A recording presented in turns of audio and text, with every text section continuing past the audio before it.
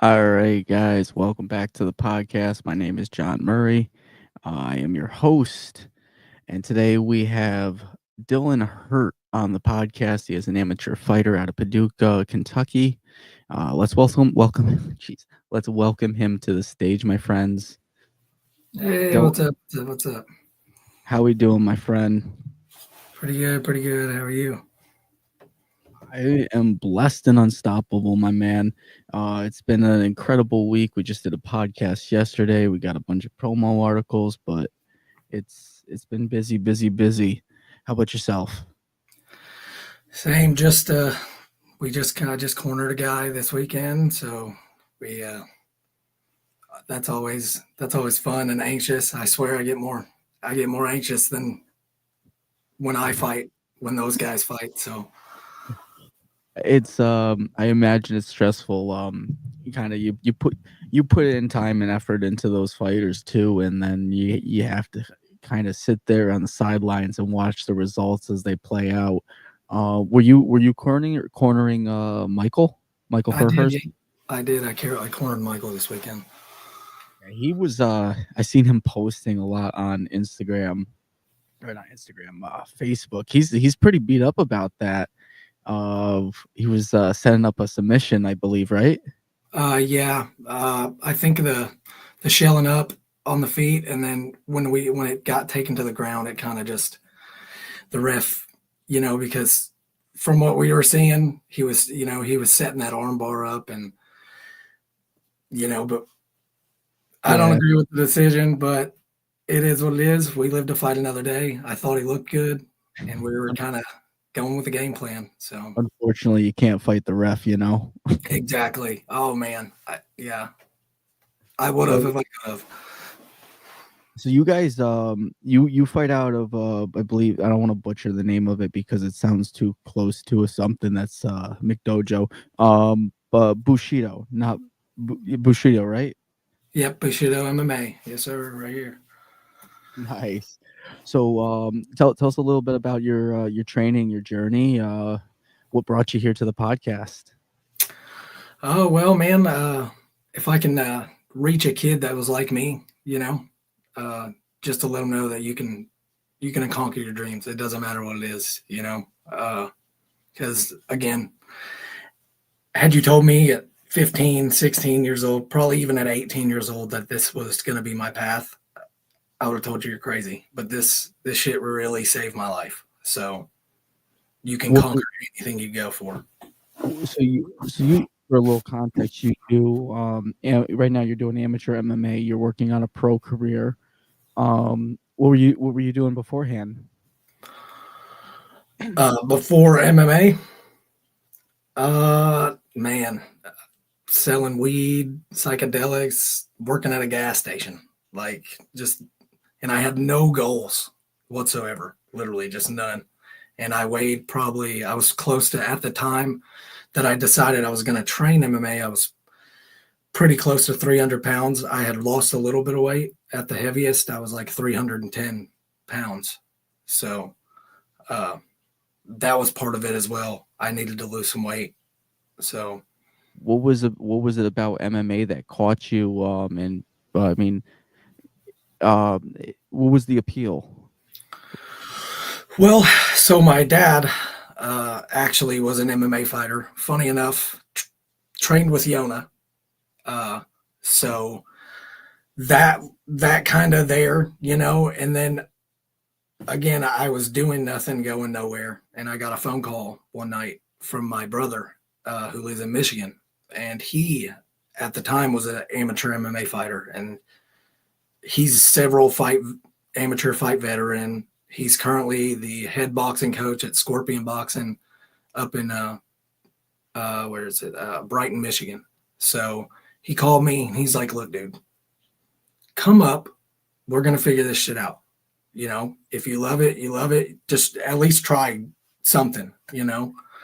So I went, and my first jujitsu class, I fucking fell in love. And then we did sparring like the next night, and it was like, this is what I want to fucking do right here. This is it. Crazy, but getting kicked in the face was like, this is what I need to do. you know? So I There's some started, go there's ahead. something primal in the sparring that I think calls to a lot of people in a weird way. Like everyone says, like it's gonna be that's the part I don't want to do. I don't want to do that. It's like you say that. Right. Till you do it. I mean, yeah, it's, it's so much. It's like great for just aggression. It's great for, it's helped me in a lot of facets of my life. You know what I mean? I was a timid kid, dude. I mean, like my uncle and my uncles and cousins and stuff, they try to wrestle around with me, and I'm just like, no, no, no. You know what I mean? Like I didn't, I didn't do it. So looking back at that and looking where I'm at, and like, oh wow, like Now you're the kid that's trying to wrestle everyone. exactly, exactly, yeah. My brother that I grew up with, Destin, he always taught nagged me about that because when we were kids, you know, he would try to wrestle with me and stuff, and I'm like, get off me, leave me alone, you know. And now I'm like putting him in body locks every time I see him, throwing that, you know what I mean, shadow boxing with him and stuff. So Um, so it's kind of really benefited your. It sounds like it benefited your personality. Kind of broke you out of a shell. oh, absolutely, 100%. I have social anxiety, and, and it was much worse as I was younger. I mean, you know, if you were in my group of friends, maybe you got to see me out of my shell, but even then, it was like, so this, yes, it's literally made me so much more of an extrovert, you know. Is it so for me? It's the comfort of knowing. Like I'm the same way. Like I completely vibe with that situation. Like growing up, I was the same way. Very timid. You know, I had older brothers. I had like one younger sibling. Um, so it was like very. I don't know how to explain it. Like you always felt like you were the punching bag, and then like I got jujitsu. I started doing boxing, and then it almost allowed you to feel like you can control any situation, so every situation was okay. You That know what makes I so much sense. That's the best way I probably ever heard it, especially with jujitsu, because you learn, you know, you start as that spazzy white belt, you know, just like mean? trying to survive, and then as you move the ranks, you know, as a blue belt now, it's like you just said, I have so much more control of any situation that's put in front of me, you know. It's liberating. It's one of those feelings that I feel like um people don't understand until they can handle till they know they can handle themselves. Like some people think they can do, but there's a difference between knowing and thinking. And you feel like you've gotten to a point where like you're comfortable. And, Absolutely. is there has there ever been like a moment of realization with that, or was that just something that you one day you're like, oh shit, like I've kind of changed? I've had several moments of realizations over, you know, over my MMA journey, the past 5 years. Just a lot of mindset shifts have occurred. Uh, but yeah, absolutely. I've definitely like honed in on like, okay, look, you know, you can take on most anything if you put your mind to it and try it, you know what I mean? Especially with, you know, and practice and focus on it. You can do this, you know. And it was definitely jujitsu that made me realize that. It's like, dude, you're so much more than what you give yourself, you know.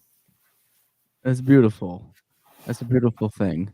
Do you still get the anxiety when you do the walkouts, or how's that? Oh yeah, it's gut turning for sure. Honestly, some people like to sit and dwell on it, uh, you know, the full week. But me personally, even up until the fight, I am just like, me and my wife will go like, we like to go to the thrift stores and the bins stores and stuff like that, and you know, because I'm a cheapskate too, so I'm always trying to look for the best deal. So that's what I go do to fill my mind with that, you know, because I have a thing where it's like if you're just constantly thinking about that, you know, it's not, I fully believe that you can kind of create a situation, if that makes sense. You know, if Oh you no, absolutely. The law of attraction really.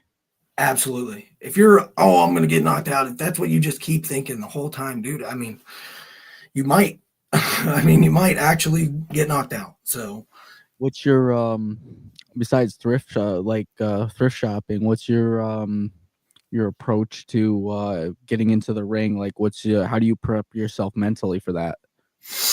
so, obviously trying to just avoid like just the constant like thinking about situations. And then I eat ramen every before every fight, even though it's really hard. Me and Michael were just talking about this Saturday because it's so hard to eat uh, on fight night. You know what I mean? Because it's just like, oh, I don't even want to. Even the best food tastes just like you're eating cement. It's just don't taste good. But I eat ramen, so that's a thing that I have to do for my mindset every. So we try to find a ramen place any place we go. Uh, that's one of the things that I do to kind of, I don't know, it's weird. I have a couple of rituals. I have to hit a bin store or like a thrift store. That's another, it's a superstition of mine. I have to do it. You ever get anything good before a fight? Oh yeah, actually, when I fought in Louisville, they have a really big Goodwill bin store, and we went in, and for $15 we got a recliner that it's one of those big, I mean, Lazy they're boy. massive. Yes, it's a huge, big, and it was electronic, and it had the plugs on the side and everything. So, $15. Oh yeah, that was probably the best deal I ever got. How long did you have to haul that home? Yeah. Well, Louisville's 4 hours. Yeah, it's about 4 hours since we had to haul it back. So, but yeah, I had to get it. We saw it, and I was like, man, we got to get this in the van. We got to go. I was so Did glad we brought the van too. you win that fight too? Uh, I'm trying to remember if I won that one. I can't remember if I won that one. If it's the one I think it is, no, I did not. It's an unlucky lazy I boy. actually lost pretty badly that fight. Oh damn! How many times have you fought? Uh, let's see. Uh, I believe 8 times. I believe I've done some kickboxing fights. I know I've done some. I know I have some notes over here that I for my fights because I knew this was going to come up. So I have 8 fights. 2 of them are kickboxing, and the rest are MMA. Lost both of my kickboxing fights by decision. I'm just not. Again, I'm not like a kickboxer. I do it just to compete. No, that's fair. That's fair. A lot of I think when it comes to sport specialties, I think it's a lot of point stuff. Isn't correct me if I'm wrong. Um, it's based on certain points of contact. So if you're not a strategic fighter, it's almost at a disadvantage for you to compete in those venues. Right. They only let you like clinch for a couple of minutes. You have to wear headgear, and that I mean, it blocks your vision. Uh, Yep. It's the same way here in New York. Amateur has to wear the headgear, and that I don't know if it's the same in boxing, but I know for K1 it is. yeah, I think it follows almost K1 rules. The kickboxing does here. So like, yeah, there's certain things you can and you can't do, and it's more of a like you said point. Obviously you get knockouts and stuff every once in a while, but it's more of a let's see who's the technician here. And Yeah. unfortunately, both guys that I fought were pretty good at kickboxing. So, So I don't take nothing away from myself though. So, are you more of a grappler then? You feel? again, I'm more of just an MMA. Like I'm gonna take what you give me. I want to go get KOs if I can, because I love standing and banging. I just fucking love it. I don't know what it is. I love boxing. I love doing it, but I do excel on the ground. I know that my style too is better probably for the ground.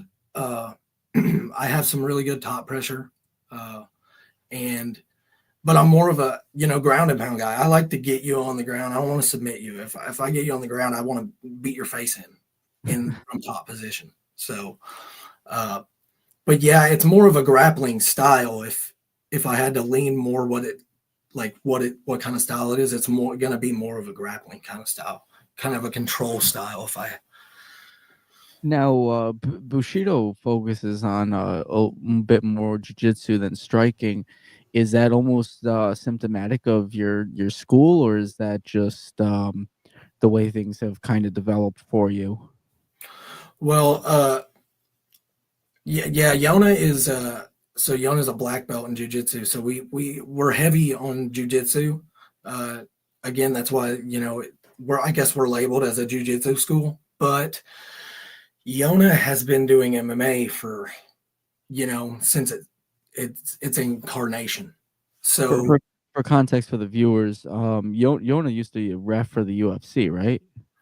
yes, yep, Okay. and yeah, he refs a lot of organizations. He's done last year. He did Fury Fighting Championships several times. Anytime the UFC comes to Nashville, you'll probably see Yona in there. Uh, so Just because I'm not trying to shit on Bushido or anything when I asked that question previous.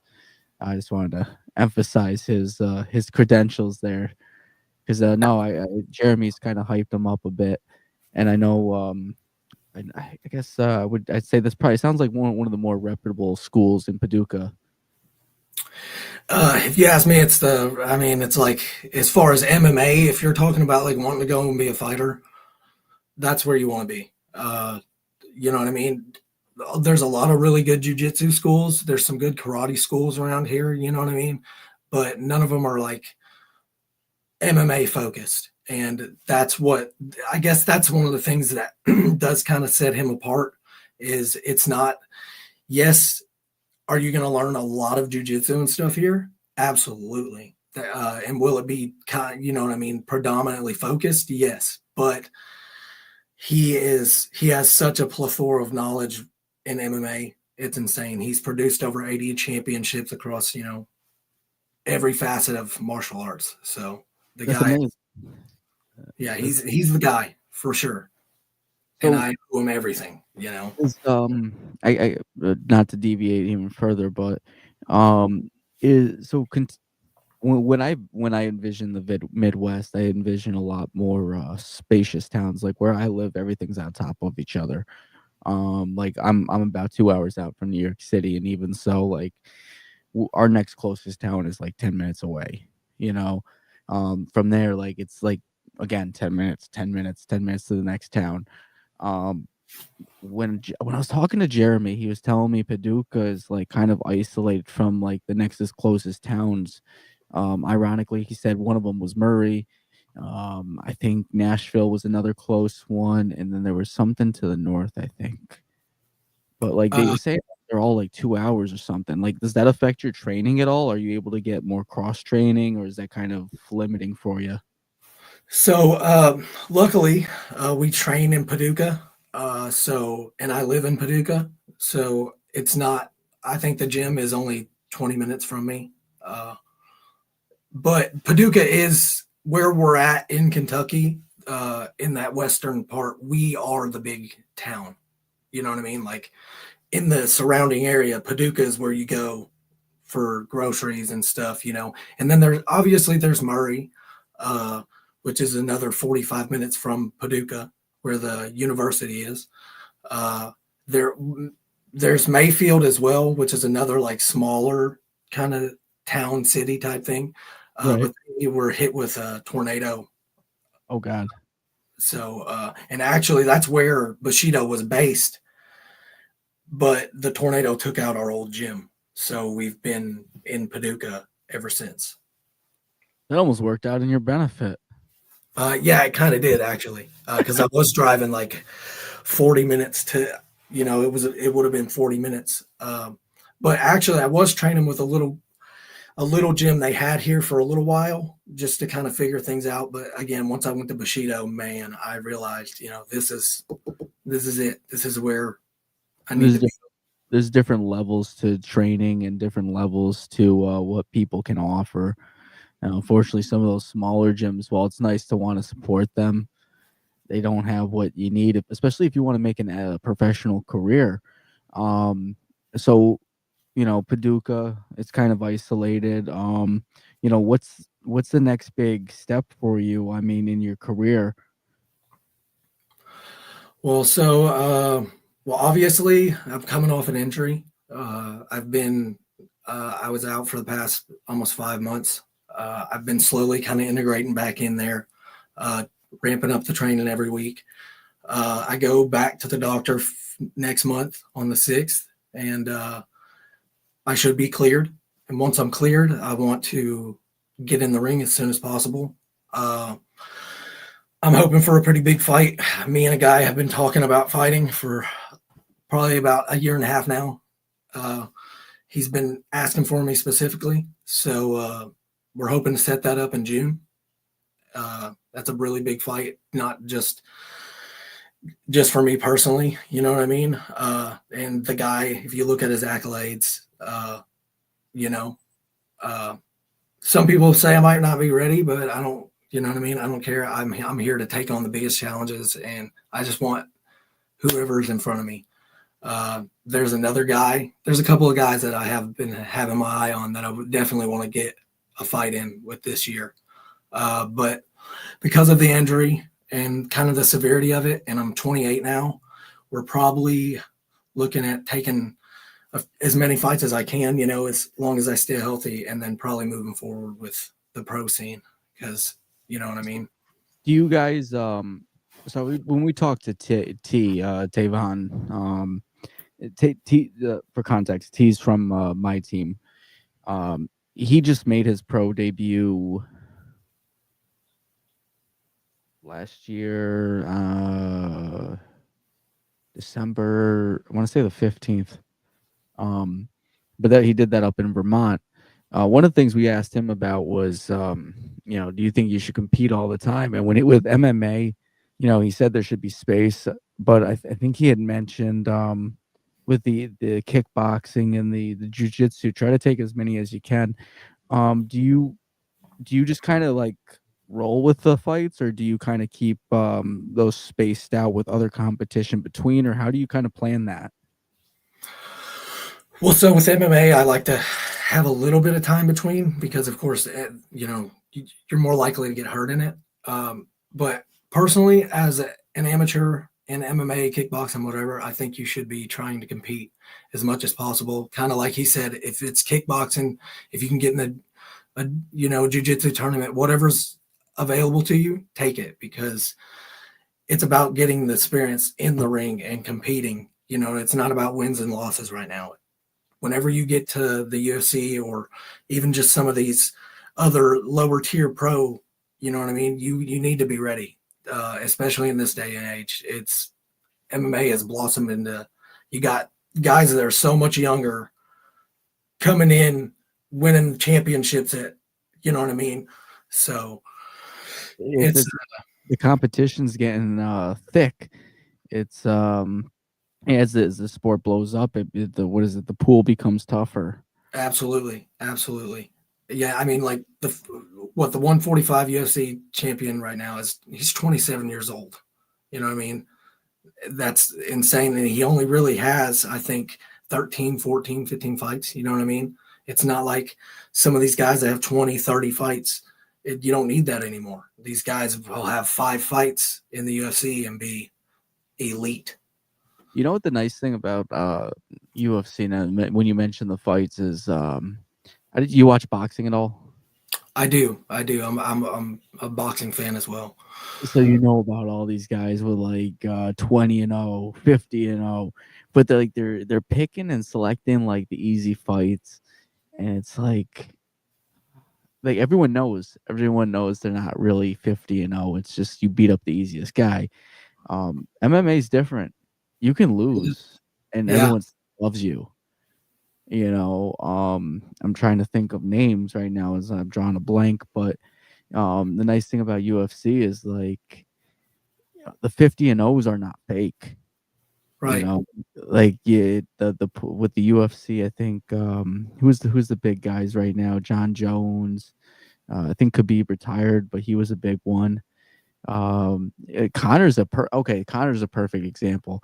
Guy snapped his ankle in one of his fights, got choked out by Khabib in another, lost that pro boxing match, and everyone still loves him. I don't get it. Yeah, He's the big name. it is. I mean, yeah, there's several guys like that. I mean, even let's see, Derek Lewis. Doesn't matter how much the Black Beast loses, everybody is gonna watch a Derek Lewis fight. I You know don't what I get mean?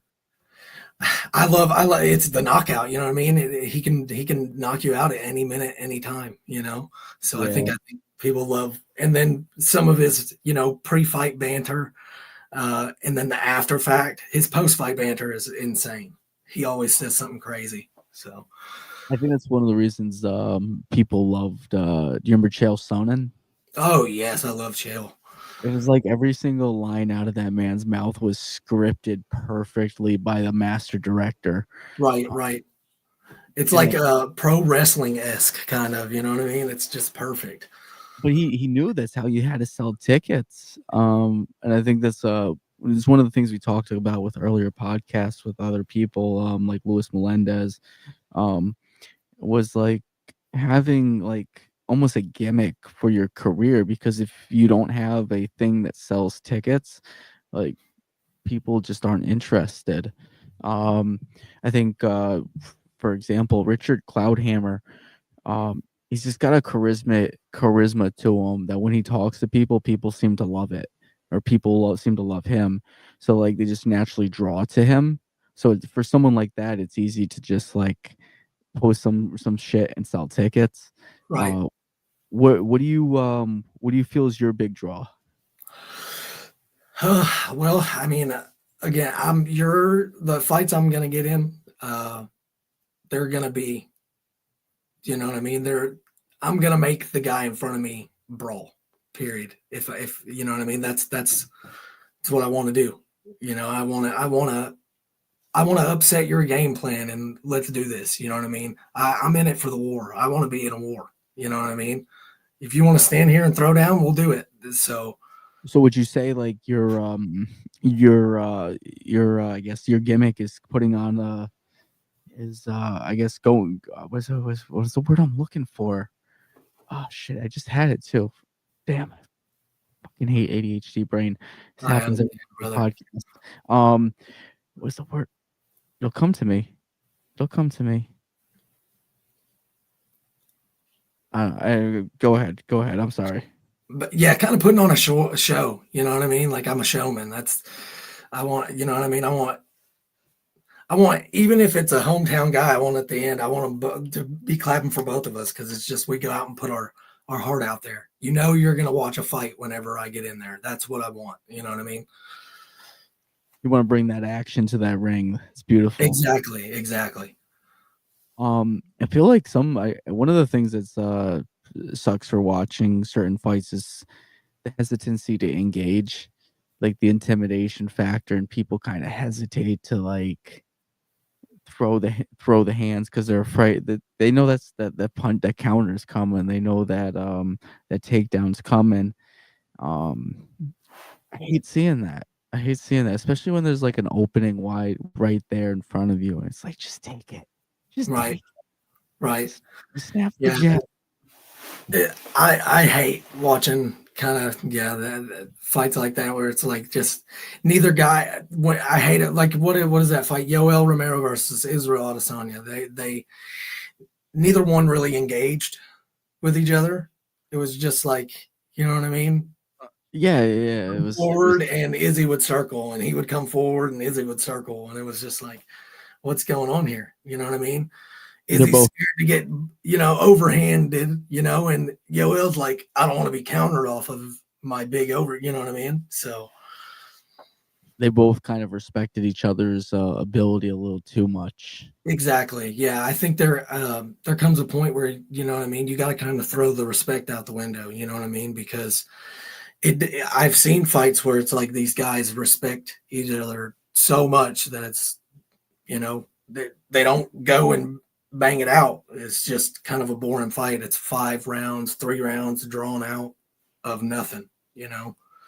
Well, for the competition aspect value, like, I kinda get that, but at the same time, it's like you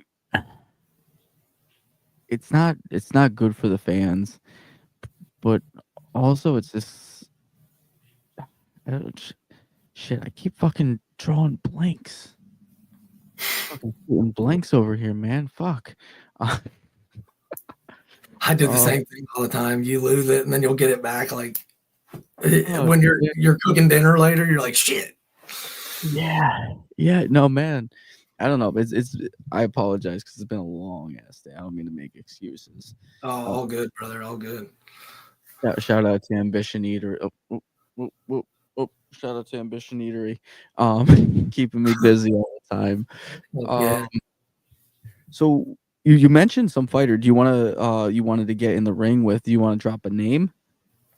I mean, yeah, I can. I'll drop a couple of names. There's a guy, Austin Little, out there. I actually just saw him this weekend. Uh, I'd like to get in there with him as soon as possible. That's a good fight for both of us. I like, you know what I mean? I like what I see out of Austin. I'd love to get in there and share the ring with him.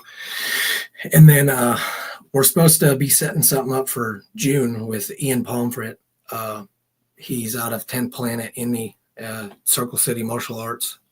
He Okay. actually, I think, just became the head coach up there. 10th Planet black belt.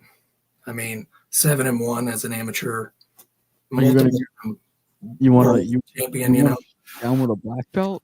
I do. I want to get in there with him. You know what I mean? Oh, dangerous. You're treading on dangerous waters, my man. You got to, man. You know what I mean?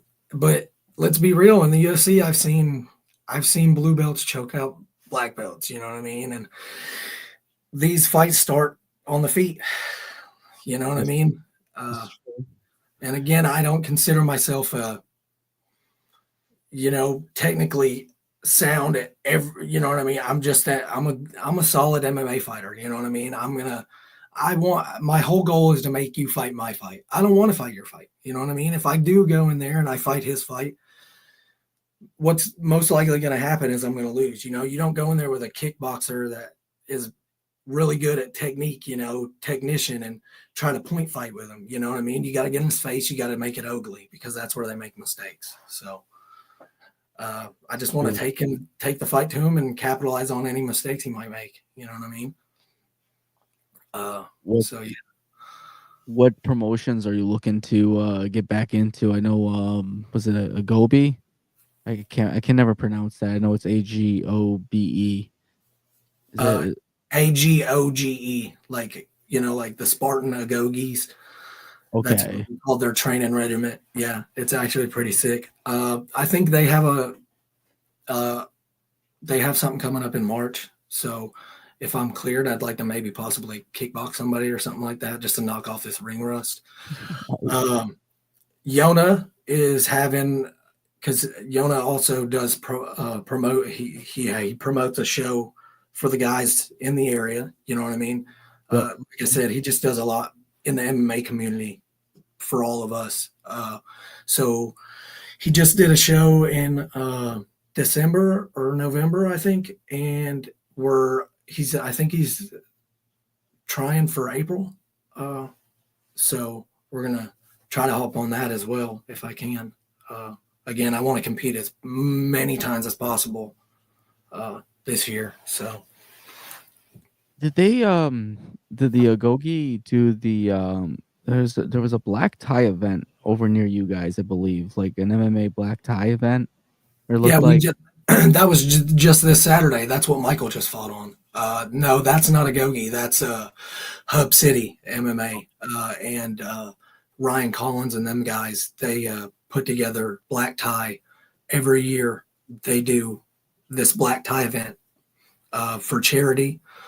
They have some like 4 or 5 charity boxing fights on it, and then they have like, you know 10 or so MMA fights, kickboxing fights, and stuff. It's a pretty good time.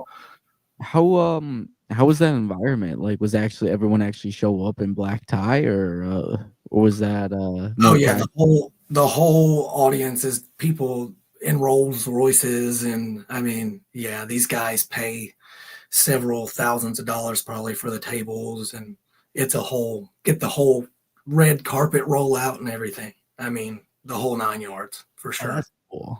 See, Yeah, it's really legit. I wish we had a little something like that around here.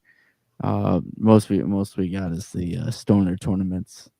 Yeah, shit. I wish we had a stoner tournament around here. You know what I mean? But You yeah, guys, it's you guys got to legalize first.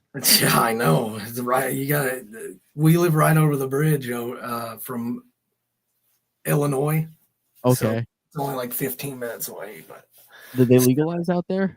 yeah, it's recreational over the bridge. All right. Yeah, Yeah. New York just we just opened up our dispensaries this year. We just got a few in Schenectady. Um but what's crazy is like we've been going to Massachusetts for 2 years now. Since however long since like they opened their dispensaries. And I started smoking the was it the New York shit. It doesn't hit the same. Go ask Jeremy. Go ahead, dude. Yeah, dude. I mean, kind of the same. You know, what's funny is when I moved from Michigan, like the week after I moved, they had opened like the first real dispensary over there because they had gotten legalized while I moved there, and then but they still hadn't. You know what I mean? Not everybody had gotten their license and all that stuff. But man, when I went up there and visited, the difference, and then in Arkansas, we had a medical card, and that stuff is so much different when you have like a medical card for it. Oh my god, it's crazy. It's crazy different. Have you all right, we're getting off MMA Yeah. topic now, and I'm cool with it. But have you ever gone into medical dispensary by accident? Uh, the one, well, no, because the one in Arkansas, there's this big beef dude that's always standing outside, like waiting to look at your card with a blue UV light and shit.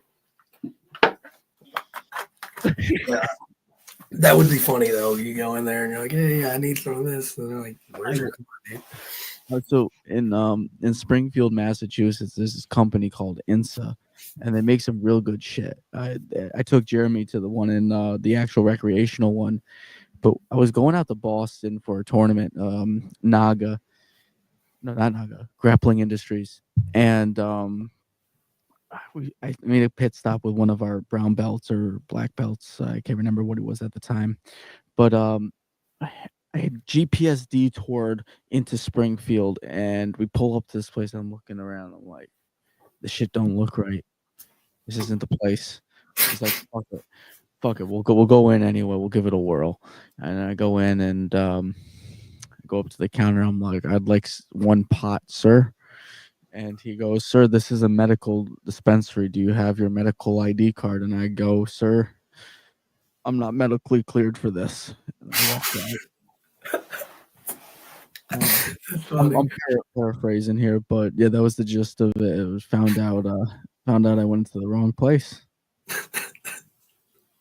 That always sucks. That's always so embarrassing, especially when you walk up with confidence and you're like, "This is what I need." And they're like, "Yeah, you can't give that to you, dude." But no, Insa in Springfield's got some real good shit. Like you go into this building, it's got like a skylight above you. They got the I don't know what you call them. It's the plants that the aesthetic plants that they have, like they hang down in certain places. Like a lot of gyms have been doing it. Like the place I went to at Crowd that did Chronic Combat, they had it hanging from their ceiling. Drew Livre's got a little bit of it on their wall. It looks cool. I ain't gonna lie, it looks really fucking cool. And then you go in and the place shines. It's like, Oh, that's sick. oh, what is this? It's like, so if you're already high, you're like, oh. This is where I belong. Yeah. No, you should. If you find some free time or free money, you should definitely come out to Rolling Stoners. I think right now they're looking at a 420 event. Oh, Uh, that's sick. yeah, April 20th. Um, what's cool about it is like everyone's kind of just vibing. Most people are just smoking and shit. Um, at the last event, we couldn't smoke indoors because it was at the VFW, and they did it inside instead of using the pavilion. But most places they book it's smoking indoors, and it's crazy. Like, I remember my first fucking match, and the shit was fucking. It was tough because like I didn't think about it. As someone who goes to a gym, I don't smoke in my gym. I know 10th Planet gyms, you smoke indoors and at the gym, the people get high at the place. But for um, for my gym, we don't do that. It's just not acceptable. So I don't bring it anywhere near it. So I show up at this tournament. I fucking smoked like 3 blunts before my match, and I remember going in there and I'm just like, the whole Oh my god. Yeah, see, dude, I can't. I got fat. Dude, I'll go to a class sometimes stoned, and I'll get fucking way too, and I'm like, oh my god, dude, what did I do? What did I do? So I could not compete. I know I can't compete stoned. I'll smoke like the day of a fight. I'll maybe smoke in the morning, but that's about it. You know, I usually try to use it for like recovery and like after a long day. You know what I mean? Because I own my own business, so I detail cars, and so I'll detail a car and usually be able to go right to the gym right when I get home. You know what I mean? And then come home and kind of use it to relax, play Madden, or some Xbox. Down a So little bit. exactly Yeah, right. it's interesting because different people it hits different people differently. Like we got one guy in our gym who can come in and he's just chill with it. With Right. me, with me, I get in my head and I can't. Same. See, that's what happens to me, and you know what I mean. Like, I just like it. I'm like, no, no, no. You know what I mean? I was messing up technique last week, actually. Last week in jiu-jitsu, I was like, dude, I know how to do this. How did we get here, man? Doing though, you know what I mean? Like, why do I keep missing the step, dude? How do I keep fucking up a shot? All I gotta do is drop the knee and move forward. Wait, what am I doing, dude? Oh It's crazy. no, So, no. but then there's literally a couple of guys that come in and dude, they'll be fucking, and they'll murder you on the mats. To just murder you, and you're like, what the fuck is going on here? I think it was crazy. Like and it's weird because like different gyms have different cultures. I don't know how it is out there with you guys are, but um I try to bounce around. I don't know if you do the same, but when I visit different places, first thing you always do is introduce yourself to the instructor, you know, figure out whatever the gym culture is because that's how you're gonna act. Um, I started going to a 10th Planet gym, and I'd visit it somewhat frequently when I was visiting New York. And one day, someone just lit up in the gym, and I had my shit on me, Right. but like, I wasn't like being like, "Yo, okay." So I look, I was like, "That's okay here." He's like, "Yeah." It's like, Yeah. "You don't do that." It's like, "I will now." Yeah. Well, thank you. No, actually, I mean, around here, I probably a lot of the gyms, it's probably not as socially accepted. There's a couple here. There's two. That is probably more okay. You know what I mean? Our gym, it's kind of like we have. It doesn't matter. You know what I mean? We have cops that come and train with lawyers. You know what I mean? We got guys that used to. You know what I mean? It does. You know what I mean? It doesn't really matter at our gym. Uh, Obviously, because we share the building. You know what I mean? You can't like light up inside or so and shit. But one of the gyms that I actually first trained at when I came here. They literally like have kicked dudes out because they smell like it. They were like, you can't be around the kids like that. And it's like, well, this is the MMA class, so I don't know why. You know what I mean? I don't know why there's kids here anyway. Yeah, So, yeah. I mean, kicking someone out for smelling like it is kind of stupid. To say, just, "Yo, that guy got sprayed by a skunk." The kid doesn't right. have to know what it is. Yeah, 100%. That's on the adult who tells them. Again, like Um, it's not like he just sparked up in the middle of your class, brother. You know what I mean? So, I ironically, you mentioned the cops. So my coach offers discounts, I think, for police in the active military or something like that, or he did. And we have a decent number of local sheriff, state troopers, and local police officers here from different departments. And I remember one time I was getting ready for a Rolling Stoners tournament, and I asked them to help me get ready. And I had posted. If you follow my personal Facebook, you see me posting stories about police brutality all the time. Yep. Yep. I'm a big advocate of it. I think bringing awareness to it is a part of the solution. I don't hate cops by any means, but Right. I'm very critical of the profession. And he said, "Okay, all the cops and John on this side of the gym, everyone else over here." Oh, And I wow. was like, "Did you really just do that to me?" Right. This is and you chose this time, you son of a bitch. He's like, "You're gonna learn to trust these motherfuckers." Oh shit. Yeah, They're dude. not We have bad. some cops that come and train with us a little bit. We've had a couple. They're good. Hey, look, I think that that's also a step in the right. You know what I mean? As far as police brutality is like, make it mandatory that they do some jujitsu because it clears up a lot of things. You know, we talked about that a little bit earlier. You know, having actual control versus just the thinking. You know, raising and I mean, a lot of their I got this badge, I'll use my voice, and Yeah, they it's think they have control, it's and they projection. don't sometimes. I went to little bit of back history on me. I went to college for criminal justice, and I think one of my professors, I had a professor, Perkins, who was a lieutenant for a local police department, but previous to that, he was an FBI profiler, and he had said something to the effect of, if you have to scream to assert control, you never had control to begin with. That's so true, dude. That's so true. And it was back to what you said, with jujitsu and MMA, and reflecting on our conversation earlier, is like that that level of internal control and knowing you can handle that situation gives you the confidence to almost project the authority and control without ever exerting it. I talked about it in the previous podcast with Carlos. I had an experience with a bum in New York City, and this guy was ready to throw down, and I just stared at him. I didn't say a word. I Right, just grilled him dead in the eyes, and I looked him up and down, and made eye contact for too long, and he just knew. He just knew I wasn't the one. I didn't have to right, say it. And I think you carry yourself differently, and 100%. You're and they absolutely right. I guess there's definitely, like you said, there's value in that for police officers, whether they realize it or not.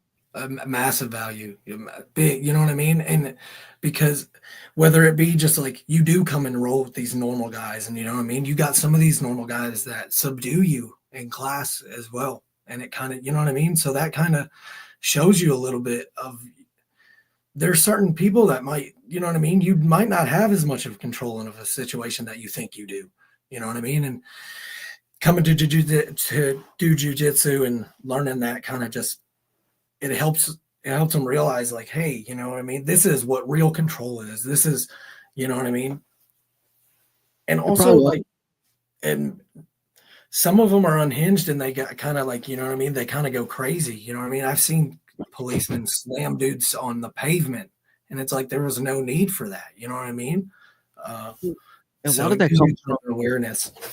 unnecessary fear. You always hear the cops say, I was scared for my life. I was terrified. I didn't feel safe." And a lot of these situations, it's just someone questioning them, or it's just someone saying something they don't like. But back to what you're saying is like, having going through that experience where you're training with someone actively, you're actively getting put in conflicting situations, or you're actively learning to control the situation. I imagine that gives certain people more of a calmer head when they're in that engagement with that guy on the street during that road stop, where they're like, okay, This guy's might be confrontational, but he's not really aggressive. Right. He's defensive, and there's a difference. And I think when you do these combat sports, you kind of learn the difference between someone actually being aggressive and someone being defensive. You're right. You know, Absolutely. as a fighter, I'm sure you pick up on when your opponent is like, whoa, this guy can fucking throw versus like, I got this, and they're kind of pressing on you. You know Right, what I right, right. Yeah, no, it definitely gives you kind of, it just changes your world view, man. I recommend jujitsu at least at the base just for everybody, and do boxing and jujitsu paired is probably the best self defense in the world. I mean, that's just what it is. You know what I mean? Because me personally, on the street, I want to try to just subdue you and just hold you down. You know what I mean? I don't really want to hurt you. You know what I mean? Um, so, and then obviously we know that we talked about, you said McDojo stuff earlier. There's some of that stuff that just like, come on, so because pure jujitsu, I don't think is enough, if that makes any kind of sense. You know what I no, it mean? does because like there's situations where grappling is not going to be smart. But there's also situations where maybe throwing hands is not going to be smart. A So 100%. having that versatility is so important to self-defense. A lot of people like to focus on the weapons training, but realistically, like your best bet for anyone who's attacking you is to get away and disengage. Thank you. Jocko Willink says it, the first thing to do, and this is like, coming from a black belt in jujitsu, this guy is former Navy SEAL. Your first line of defense is walking the fuck away. Why Yeah. engage? If they haven't grabbed you or, they're not up in your personal bubble, you still have that. Just turn around and go. Well, Leave. even if they're in your personal bubble, I mean, like with the bum, I didn't make eye contact, but I didn't get closer to him. In the actual situation for context is, I'm trying to figure out directions. I'm looking at my phone with my left hand. My fiance's on my right. The bum's on my right. He keeps getting closer and closer to her, and I just insert my hand and I just guide him back, and I Right. just kind of gently pushed him back. Letting him know like you're getting too close. Like stop. And I didn't say anything. I just kind of, Right. inserts himself, pushes you back. You should know. Right. Um, You should. Yeah. and he could have had a knife. He could have had a weapon, but I just stayed back and I didn't break eye contact with him. Like never run, never turn your back on an opponent with like you Right. don't. You're right. You're right. But like you can back away slowly. Just one step at a time. Show them your hands. Let them know like I'm not a threat, but I'll throw hands if I have to. At the ready. But like, because this can turn this real quick. I mean, Yeah. obviously not this, but you get the gist of it. Yeah, yeah, fucking yeah. Muay Thai, boxing, Brazilian Jiu Jitsu, wrestling, judo. All these are like the top skills. Like I feel like everyone should have at some point in their life. Absolutely. Absolutely. Train. Yeah. Again, jujitsu and boxing. Get in the gym. Put your kid in doing it. You know what I mean? It's so good for their confidence. It's so good for a lot of things. You know what I mean? The awareness, having that awareness. So, Absolutely. All right, man. We are coming up on an hour. Do you have any closing statements for our lovely viewers? oh well, watch out for me. I'm coming back from an injury, and Bushido's coming for some gold this year. And then I want to give a shout out to first, first and foremost, Jesus Christ, my Lord and Savior. Second, Blended Barber Lounge here in Paducah. I appreciate their sponsorship. Strickland Seafood and Feeling Groovy. Also, Frosty Hayes. He's a rapper out of Paducah. He's one of my sponsors. Y'all go check that man out. But yeah, dude, I appreciate you having me on. Been good. Absolutely, man. Absolutely. And we'll have to have you back on again in the future once we get you back in the ring. All right. Absolutely. Love to. All right, my friend. All right. For the viewers, till next time, this has been the JMA Podcast episode. I want to say 14. It is 14. Look at that. I'm losing track already. All right, guys. Till next time, stay blessed. You are loved.